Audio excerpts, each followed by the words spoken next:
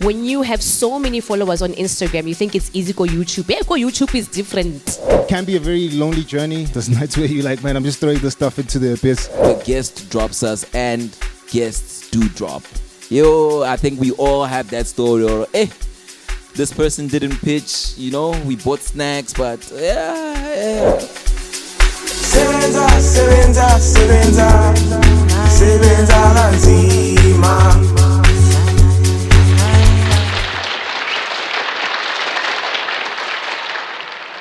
My name is Mapaseka Koetle. I have a podcast called Mommy Diaries. 2016, I gave birth, and I decided that one day I would like to have my own show. I'm an actress. I love storytelling.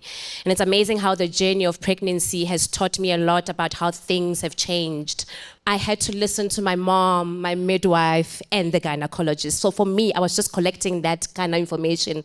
And at the time, I used to have my own events called Mommy Diaries, where mothers come together and we spoke about all things motherhood. And then people started doing podcasts. And I was like, I'd like to have this one day, because all the information those women were sharing about their journey, I wish that information could stay somewhere so that one day when I'm pregnant again, I can revisit and watch and click somewhere. So that's how I started Mommy Diaries. Sanbonan, my name is Blaque. I run a podcast called That Husband.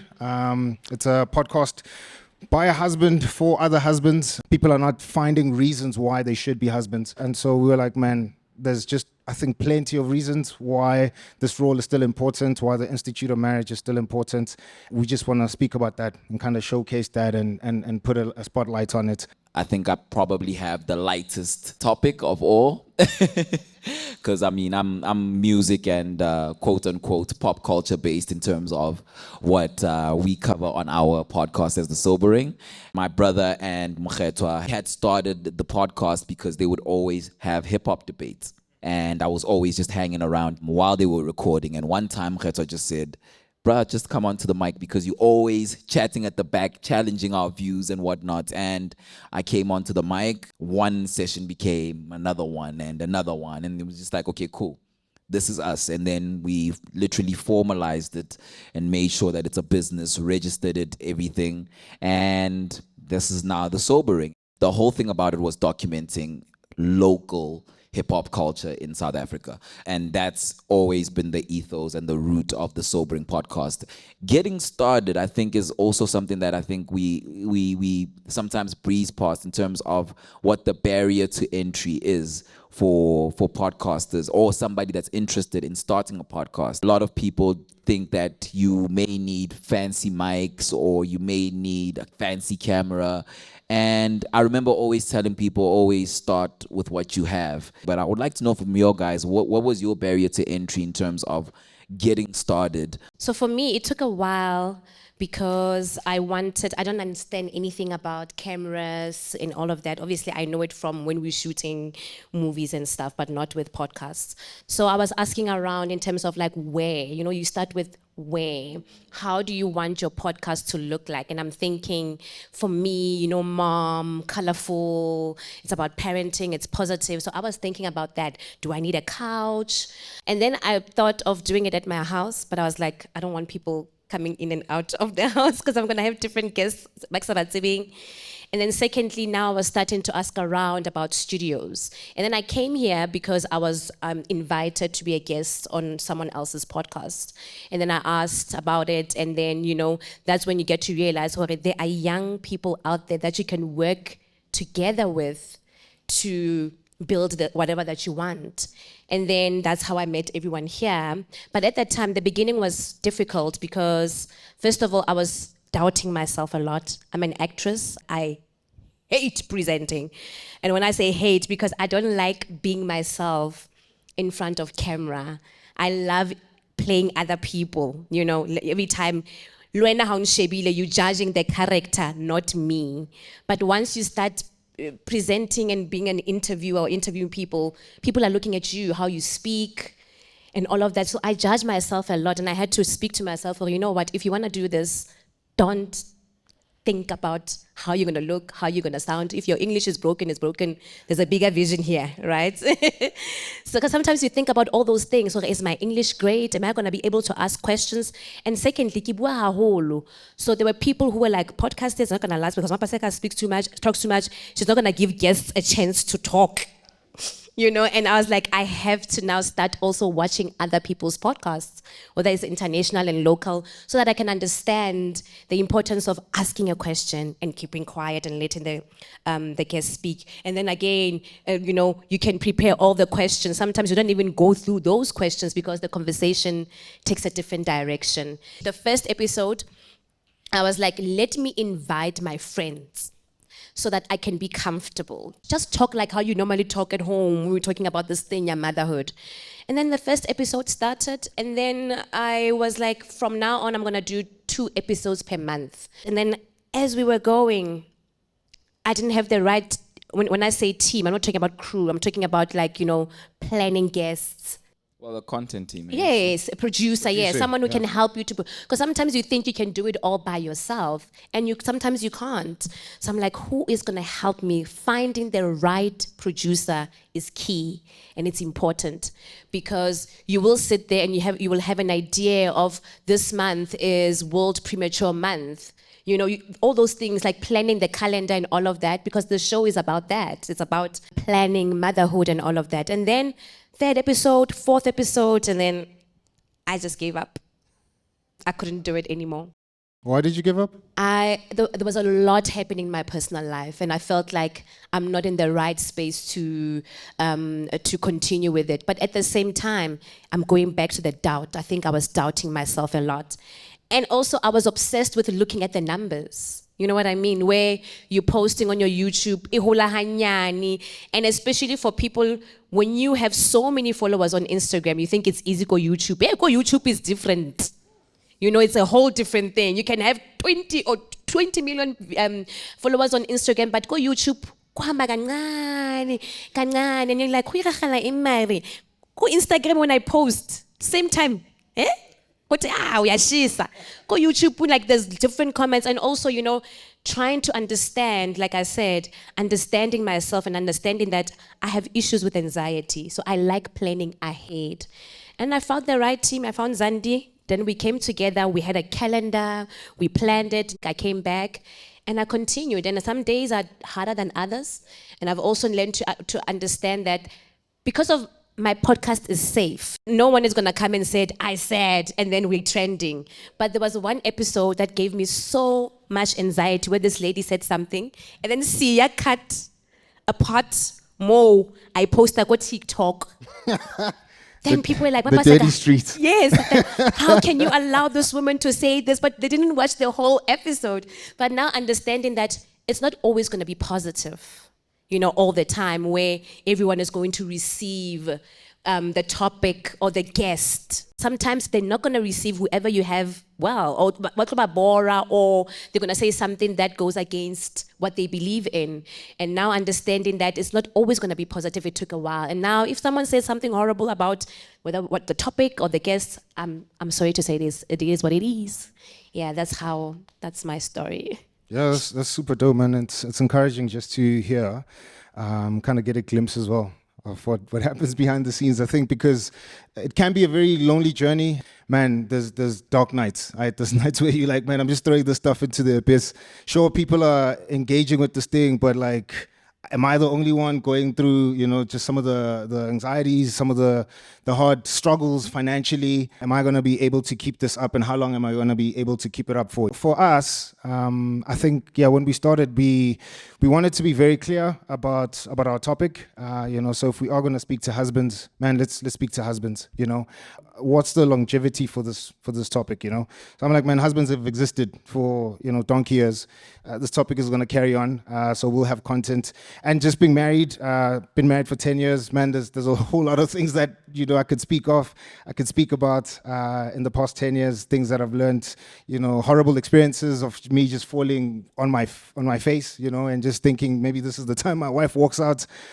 So I was like, okay, we need to be clear on our topic. The manhood space, I think, is big, and there's a lot of things to be said about manhood, fatherhood, etc. But I hadn't found anybody locally, at least, who speaks particularly to husbands. And so we're like, man, we just want to sharpen that and be very, very clear on our topic. And then have to be mindful about the kind of guests that we also get, So I remember when we had just started our TikTok, some guy started engaging in the comment section with us, and then slid into our DMs and was like, man, let me tell you about my story, right? This is what's happened. I'm on my second marriage, or whatever the case is. I think my story is worth telling, blah, blah, blah. And so he just gave me the whole picture of his life, right? And I was like, man, shout outs to you for being transparent enough to want to share that with me. But man, I need to be careful with what we're building, and so I had to learn that very early on, that there's probably going to be guys that I need to know first before I invite onto the platform, So I'm like, man, I appreciate your story, and I think it's a dope story. But man, I probably need to do the hard work of sitting down with you, having a coffee, so that I can actually just get to know your story better, because there is a story that we're telling on our platform. We don't want the brand that we're building or the narrative that we're telling to somehow just be lost because we're excited about people's stories. We want to be sensational, etc., And that's another thing that we had to be very mindful of, right? So we're not making content that is controversial. We're not making content that could catch fire very quickly. And so we kind of had to beef up all the other things. We think our content is valuable. We think there's depth in it. We think it's important. We think it's a valuable conversation. But we know that all the other conversations that are happening, especially in the podcast space, will catch fire. If I just gossip about you guys, man, that thing is going to catch fire quickly. But if we're going to try and restore families, restore husbandhood, tell a story that's redemptive, tell a story that's restorative, man, you're going to have to beef up on the other things. So our technical side, man, I was very clear from the get-go with our guys. We're going to have to make sure that our visuals look super amazing, right? Sound is very important, So I studied sound designing, and I remember even at school, we were the last guys that the whole school and even the production team cared about, right? So everyone cared about the director, the cinematographer, and it was like, do you know that your movie is actually going to suck if I don't do my job properly, right? So sound designers are very important. I knew that from school, and so even coming into the podcasting space, I was like, man, I need to make sure that our sound is good, right? We don't want to have just an excuse for people not to want to listen to the content. And then with the visuals as well, man, I remember there were times we had lights hanging from the ceiling with like kettle cords. We needed to make sure though that the stuff looks really, really, really good. So it's like, how do you make this thing look good, sound good, so that people can just sit down and engage with the content, I think for us, the big thing has been that, so thinking about being invited here, how do you grow your podcast in a year? For me, I would say, man, sit on those things, make sure that you're clear with your subject matter, and that your technical side is really tight as well, as tight as it can be. Calling out all content creators, from artists to podcasters to any creator who uses any form of audio. You can now upload your very own audio clip from a song to a content clip and promote your work using the MTN Callertunez platform. The cherry on top is you can use the Callertunez to make some moolah, cash, pesos by getting your fam, friends, and fans to use your Callertunez, which will mean money in your pocket. So basically, every time someone listens to your Callertunez, likes it, they simply press any key from 1 to 9 to download it as their own, and that is a win for you too. You can submit your audio through AMP's very own distribution channel with MTN by sending it to the very email below. And of course, through Callertunez, you get access to the creative world of AMP Studios with access to our resources from recording studios to podcasting equipment to events, networking sessions, and all of it. Get as creative as you want with MTN Callertunez and AMP Studios.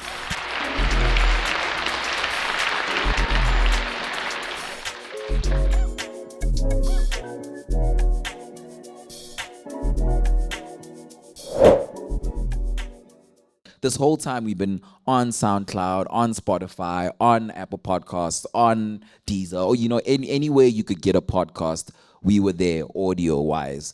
But they only started recognizing us once we added visuals. That's when it's like, oh, these guys are a podcast. Like they'd say, oh, this new podcast just popped up. And we're just like, we've kind of been here for like 4 years, but okay. Why did you make the decision to move from audio to visual?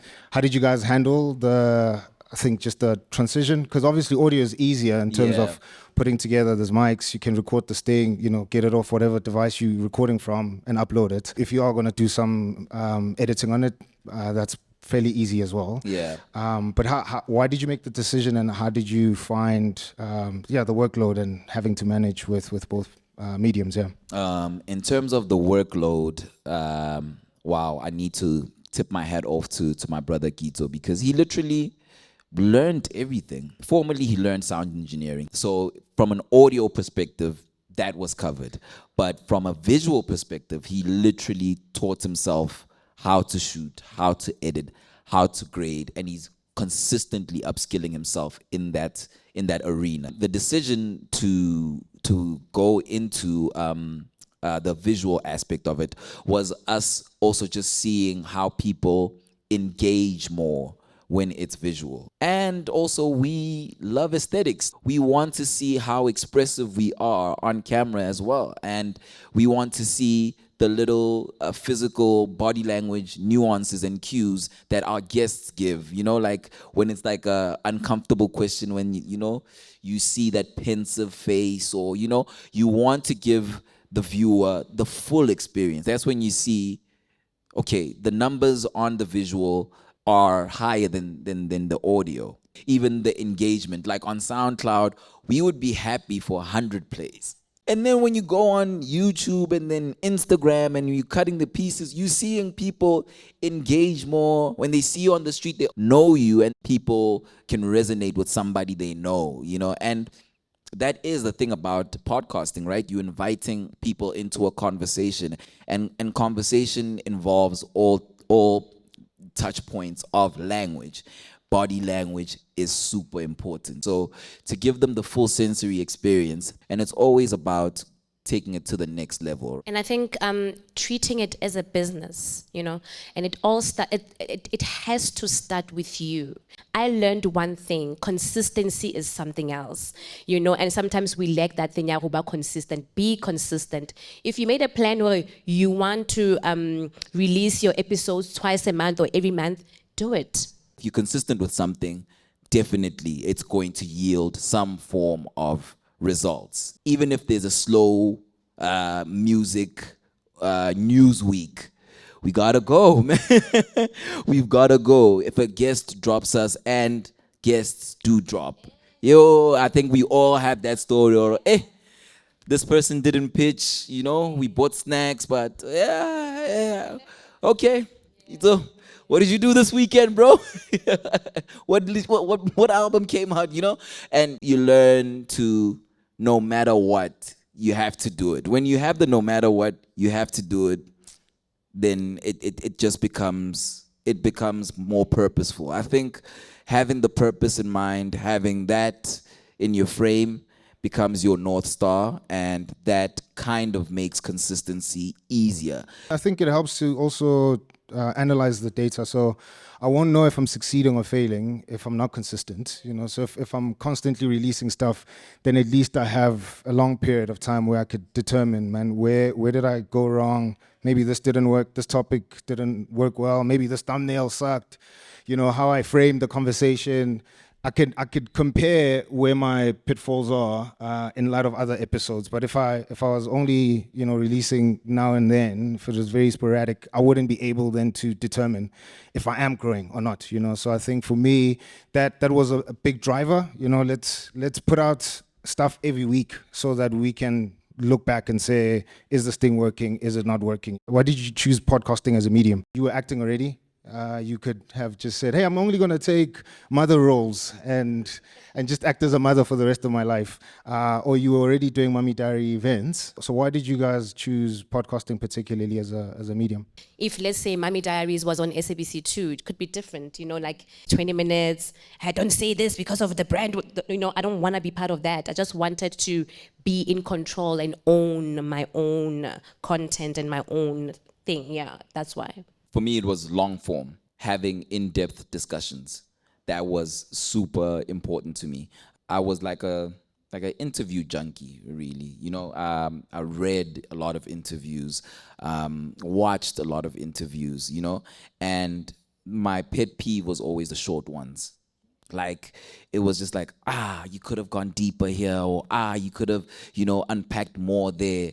But the reality of it is that they couldn't because of time. And also just have a platform to also really document, and give future people a reference point to like our history in terms of music.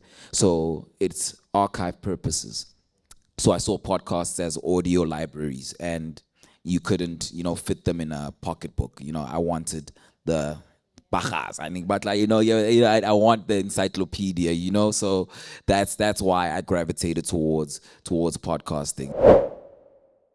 My question is around affiliations and partnerships. Where are we going in relation to brand relationships? Where are we going in relation to also the international lens that's looking at South Africa and looking at our podcasting space and wanting to partner with us?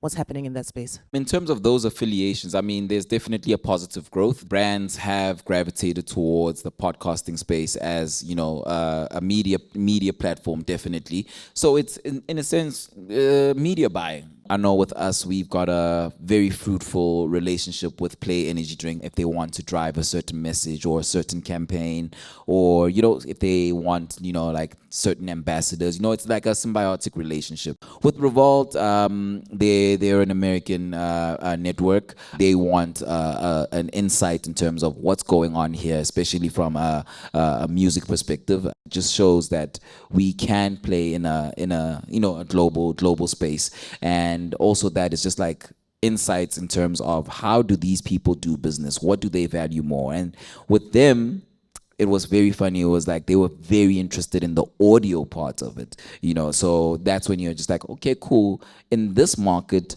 audio is very important. And when we get the analytics and when they plug in terms of how they plug in there, we can see the numbers and the analytics from an audio perspective, that side, so it was very interesting to see, okay, audio really still is a thing for them there. YouTube, they were like, okay, cool, you guys have the YouTube, that's also nice, but let's see what's going on here on your Apple, let's see what's happening on your Spotify, and let's talk, so that's been very interesting. So that's why I would just implore people to be like, do not neglect the audio side of it, because something is happening there.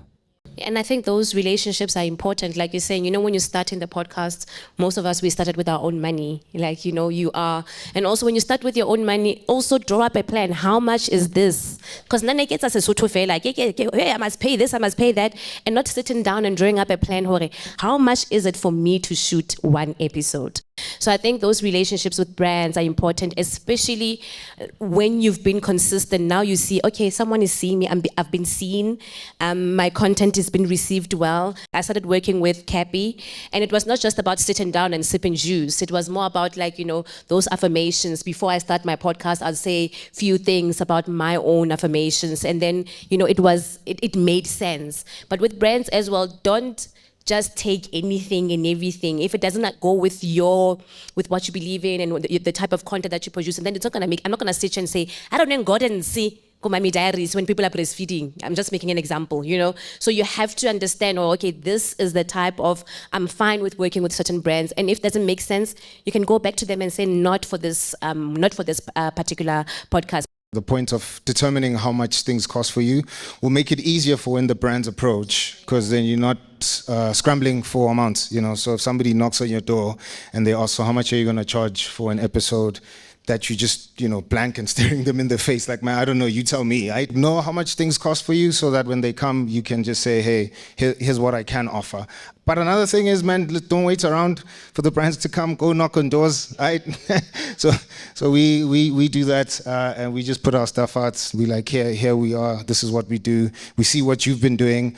We think we can partner in this way. Here's where we think we can grow your brand. This is who we're speaking to. Maybe we can partner and speak to this audience. So knock on doors as well. Yeah. In the starting period, would you say that paying for promotion will also help you gain a bit of traction, so that when you do approach those brands and you start knocking on doors, they'll finally give you that bit of attention that you've been looking for and a better way to make money instead of just only focusing on YouTube? I would advise for paid promotion. I think it does help expose you more. And what it says about you is that you are investing in yourself. So it also paints a good picture about how serious you take your craft and you take your product. So I would definitely advise for it. If you have the means to do it, then by all means, yeah. So don't just throw it on every single piece of content that you put out, So wait for something that really catches fire. Right? So you put out a reel on Instagram or whatever the case is, and people latch onto that. Man, promote that one, right? Because I think what we tend to do is, man, I have whatever, $100 and I'm putting out content, and we've heard over and over, from YouTube gurus, just promote the thing, you promote it, and man, that thing got, let's say, 50 views or whatever, right? And then you promote it thinking that just because you put money, it's gonna catch fire. The content itself did not, arouse people to come and follow you at all. So I'm like, wait for, as you're testing stuff out, wait for the one that kind of catches fire. Put $50 on that one, right? Because clearly it's worked. So then it will attract other people, and then it will definitely boost your following. And another thing I would say, man, so we sometimes look for big brands, but there's a whole lot of small businesses that just want to get their name out. So we worked with they called themselves a tech startup. It was a very small company of young guys in Pretoria who were doing something like Groupon. It was a version of Groupon, right? And so I think working with those guys, I realized, man, there's a dude who sells kotas, and he's active on social media. He's building a brand for himself. Man, I could charge that dude $500 instead of waiting for the brand that I'm going to charge 25,000, So, Godman, you're on social media, you're busy. I have an audience that I'm speaking to, $500, let's do that. Ole El Paisa Khamera has a small business, man, $200, whatever the case is. But I think we shouldn't wait for the big brands because you want money so that you can reinvest in this thing so that it continues growing. Something Alex Amosi said, he said, if you don't have money, you shouldn't have shame, right? So I'm like, man, don't have shame. Go knock everywhere, right? Small business, big business. Anybody that you see, okay, is active and they're trying to get their thing out, and if they have a business, man, they should have at least a sliver of some change for their marketing. And you can tap into that, man. I'll do this thing for 500, for 200, for $1,000, whatever, because I'm trying to knock on all these other small brands, gather enough money so that I could put in my promotion, buy a better microphone, buy a better camera, whatever the case is, right? So that when I do approach the big brands, I've also trained myself. I have muscle in how to talk and negotiate. I started off with the Kota guy, Ole Paisa Khamera, and now I'm sitting with a big brand like Play. But man, I have some skill in how I've navigated this part of my business, or my podcast. Sebenza, sebenza, sebenza, sebenza kanzima.